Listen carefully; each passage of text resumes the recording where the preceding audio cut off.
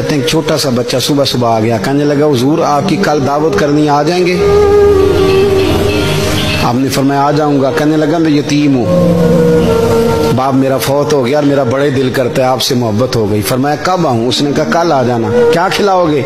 تو چنے کی دال اس نے جھولی میں ڈالی۔ کہنے لگا حضور میں لے آیا اور رات کو بھگاؤں گا، کل آپ کو کھلاؤں گا۔ آپ بیمار رہتے تھے، دوپہر کو سوجی کے بسکٹ کھایا کرتے تھے۔ سید صاحب کہتے ہیں جب وہ جانے لگا تو اعلیٰ حضرت فرمانے لگے اگر اجازت دو تو ایک بندہ ساتھ لے آؤں؟ کہنے لگا لے آؤ۔ فرماتے ہیں اس کے گھر گئے تو اندر بیٹھنے کی جگہ بھی نہیں تھی۔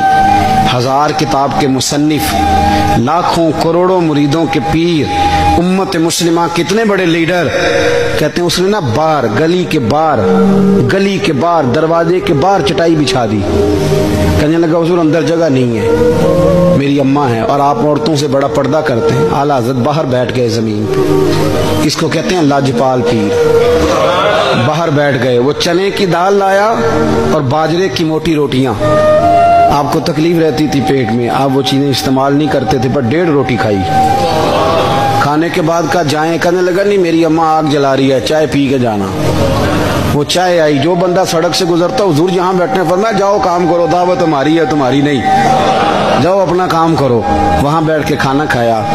جب واپس نکلے تو اس بچے نے اجازت دی جائیے۔ واپس آئے تو کچھ چہرے پہ کمزوری کے آثار تھے، کچھ تکلیف پیٹ میں شروع ہو گئی۔ سید صاحب کہنے لگے حضور آپ نے کیا کیا؟ آپ بیمار ہو جائیں گے۔